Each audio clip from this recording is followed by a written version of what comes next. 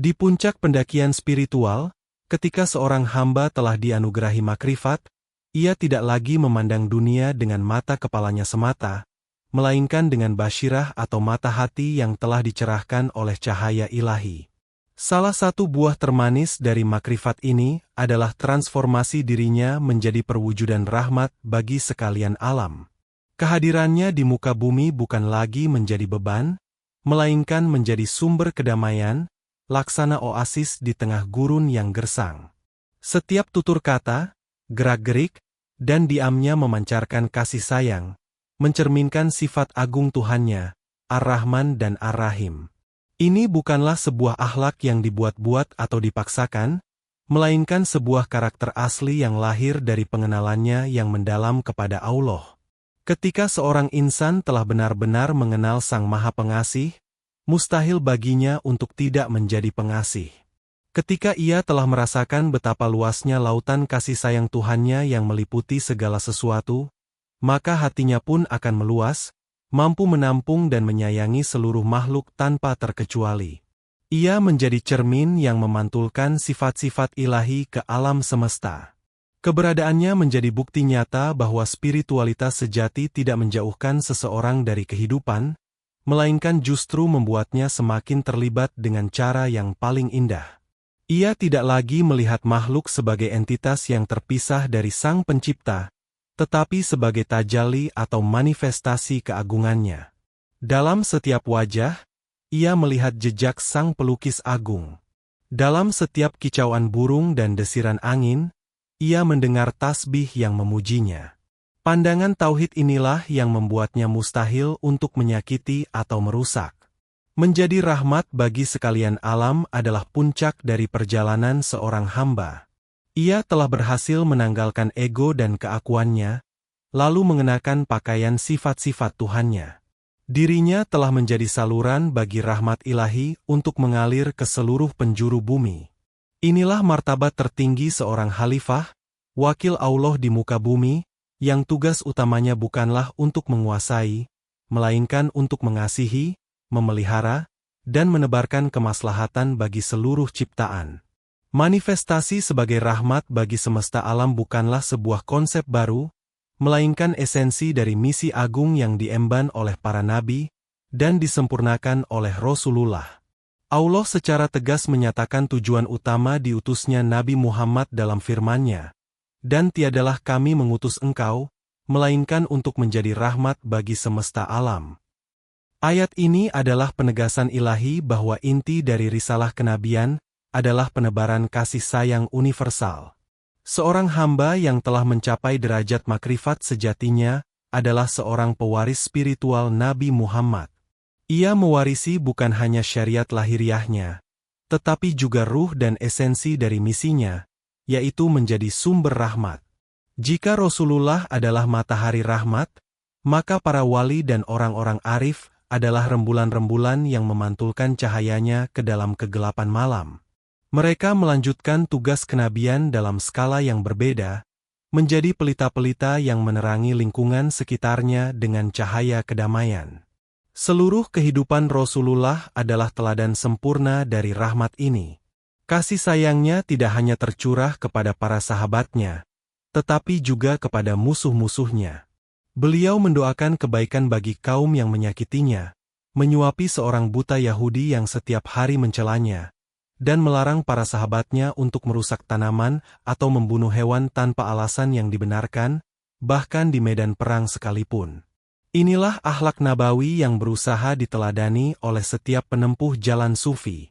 Maka, ketika seorang arif menunjukkan kasih sayang kepada seekor kucing yang kelaparan, atau bersedih melihat sebatang pohon yang ditebang tanpa guna, ia sebenarnya sedang menapaktilasi jejak langkah sang nabi. Ia memahami bahwa setiap partikel di alam semesta ini adalah milik Allah, dan menyakitinya sama saja dengan berbuat tidak adil terhadap amanah dari sang pemilik. Dengan demikian, menjadi rahmat bagi sekalian alam adalah bentuk kesetiaan dan cinta tertinggi seorang hamba kepada Rasulullah, sang teladan utama. Akar dari kemampuan seorang hamba untuk menjadi rahmat universal terletak pada cara pandangnya terhadap alam semesta, yaitu pandangan tauhid. Bagi seorang arif, seluruh makhluk, mulai dari manusia, jin, hewan, tumbuhan, hingga benda-benda mati, tidak lain adalah jejak karya, atsar, dari Sang Pencipta yang Maha Esa. Ia melihat tanda-tanda, ayat, kebesaran Allah dalam setiap detail ciptaan. Pandangan ini melenyapkan sekat-sekat pemisah antara dirinya dan makhluk lainnya. Dengan mata hati yang tercerahkan, ia tidak lagi melihat seekor semut, tetapi melihat keajaiban penciptaan Allah dalam wujud seekor semut. Ia tidak lagi melihat sehelai daun, melainkan melihat manifestasi sifat Al-Musyawir, Maha Pembentuk rupa, dalam keindahan sehelai daun. Karena seluruh ciptaan adalah cermin yang memantulkan keagungan Sang Pencipta, maka memuliakan ciptaan pada hakikatnya adalah bagian dari memuliakan Sang Pencipta itu sendiri. Menyakiti ciptaan sama artinya dengan tidak menghormati karya Sang Seniman Agung. Para Sufi Agung memberikan banyak teladan mengenai hal ini. Dikisahkan Syekh Bayazid Al-Bustami pernah membeli biji jintan di sebuah kota.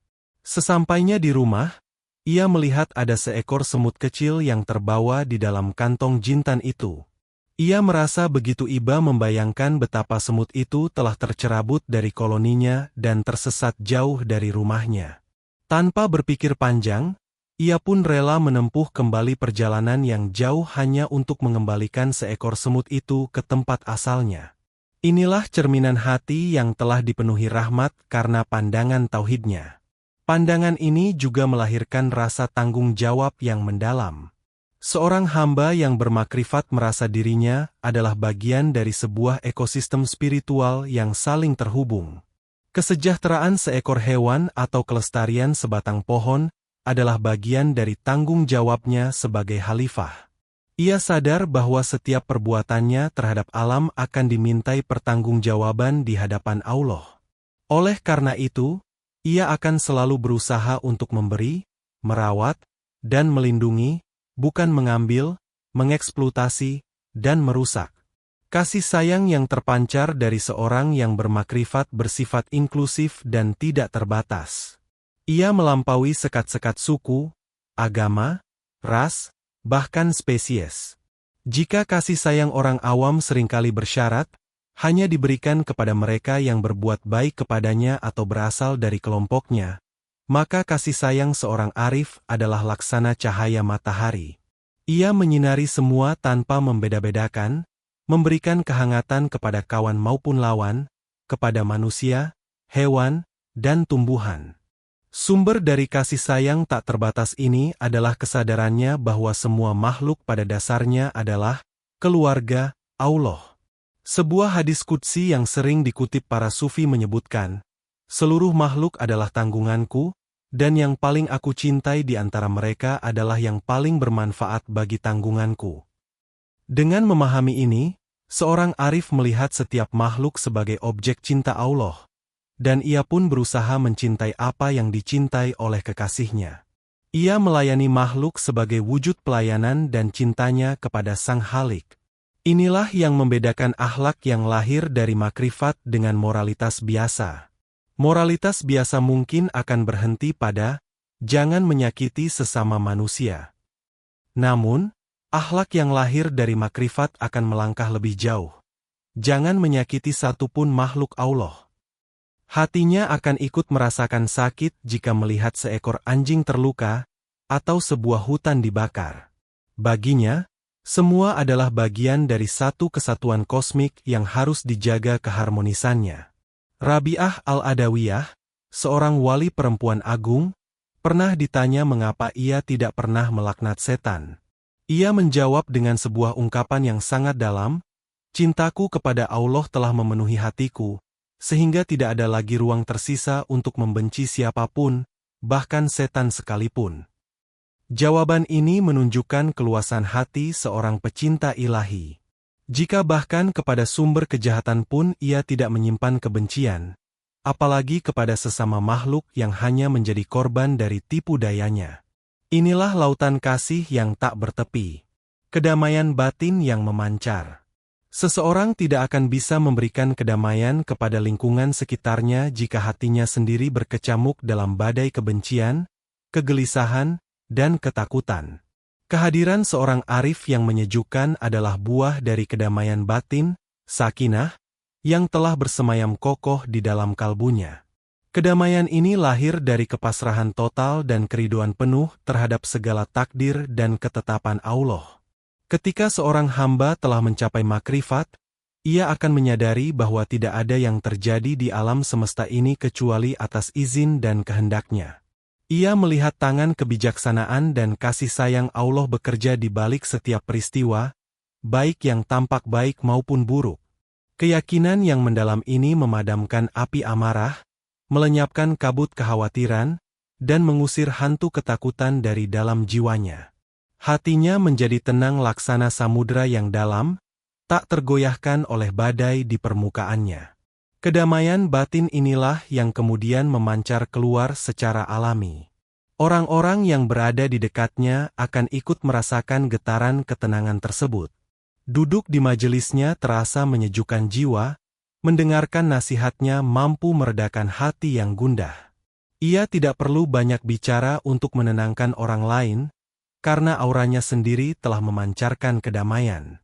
Ia menjadi tempat berteduh bagi jiwa-jiwa yang lelah dan kebingungan dalam perjalanan hidup. Inilah makna dari menjadi sumber kedamaian. Ia tidak hanya berdamai dengan Tuhannya dan dirinya sendiri, tetapi juga menjadi agen perdamaian bagi sekitarnya. Ia tidak akan pernah menjadi provokator atau penyebar fitnah, karena hatinya terlalu damai untuk disibukkan dengan hal-hal negatif semacam itu. Sebaliknya, ia akan selalu berusaha mendamaikan yang berseteru, menyambung yang terputus, dan menyebarkan atmosfer positif dimanapun ia berada, laksana wewangian misik yang mengharumi sekelilingnya. Salah satu ciri utama seorang yang telah bermakrifat adalah lenyapnya sang ego. Ia tidak lagi melihat dirinya sebagai pusat alam semesta. Ia sadar sepenuhnya akan kehambaan dan ketiadaan dirinya di hadapan keagungan Allah. Kesadaran inilah yang membuatnya mampu memberikan pelayanan total, khidmah, kepada makhluk tanpa pamrih, tanpa mengharapkan pujian atau balasan dari manusia. Pelayanannya kepada makhluk bukan didasari oleh keinginan untuk dianggap sebagai orang baik atau saleh. Motivasi tunggalnya adalah untuk mencari keridhaan Allah. Ia melihat setiap kesempatan untuk membantu makhluk lain sebagai sebuah anugerah dari Allah, sebuah pintu yang dibukakan baginya untuk bisa semakin mendekat kepadanya. Ia tidak merasa lebih tinggi dari orang yang ia bantu, justru ia merasa berterima kasih karena melalui mereka, ia bisa beribadah kepada Tuhannya. Inilah yang membedakan kedermawanan seorang arif dengan filantropi biasa. Jika filantropi biasa seringkali masih menyisakan jejak nama dan kebanggaan diri, maka pelayanan seorang arif dilakukan dalam kesunyian dan keikhlasan total. Ia laksana akar pohon yang bekerja dalam senyap di bawah tanah, memberikan nutrisi kepada seluruh batang, dahan, dan daun, tanpa pernah menampakkan dirinya. Baginya, cukuplah Allah yang menjadi saksi atas setiap amalannya. Ketika ego telah tiada, maka tidak akan ada lagi perasaan tersinggung, marah, atau kecewa ketika kebaikannya tidak dibalas atau bahkan dilupakan. Ia memberi bukan untuk menerima. Ia mengasihi bukan untuk dikasihi. Ia melayani karena melayani itu sendiri adalah kebahagiaan dan kebutuhan jiwanya. Ia telah sampai pada makam di mana kebahagiaannya adalah ketika bisa membahagiakan orang lain, dan kesedihannya adalah ketika melihat penderitaan makhluk lain. Inilah puncak dari akhlak seorang hamba yang sejati. Buah lain dari makrifat yang menjadikan seseorang sebagai rahmat adalah anugerah hikmah atau kebijaksanaan. Setiap perkataan dan perbuatannya menjadi terukur dan penuh makna, selalu bertujuan untuk mendatangkan kemaslahatan dan mencegah kerusakan. Ia tidak akan berbicara kecuali yang baik, atau diam jika diam itu lebih baik. Lisannya terjaga dari ghibah, fitnah, dan kata-kata sia-sia yang bisa melukai hati. Hikmah ini membuatnya mampu menempatkan segala sesuatu pada tempatnya. Ia tahu kapan harus bersikap tegas dan kapan harus bersikap lembut. Ia tahu bagaimana menasihati tanpa menghakimi, bagaimana mengajar tanpa menggurui, dan bagaimana memimpin tanpa mendominasi. Kebijaksanaannya ini bukan berasal dari kecerdasan intelektual semata, melainkan pancaran dari cahaya ilahi yang membimbing hatinya. Allah berfirman, Dia menganugerahkan al-hikmah kepada siapa yang Dia kehendaki. Dengan hikmah tersebut, ia mampu menjadi solusi bagi permasalahan umat di sekitarnya. Orang-orang datang kepadanya membawa berbagai persoalan hidup, dan mereka pulang dengan hati yang lapang dan pikiran yang tercerahkan. Ia mampu melihat akar masalah yang tidak terlihat oleh orang biasa, dan memberikan nasihat yang langsung menyentuh ke dalam jiwa. Nasihatnya bukan hanya menenangkan, tetapi juga memberdayakan dan menunjukkan jalan keluar. Bahkan diamnya seorang arif pun mengandung hikmah.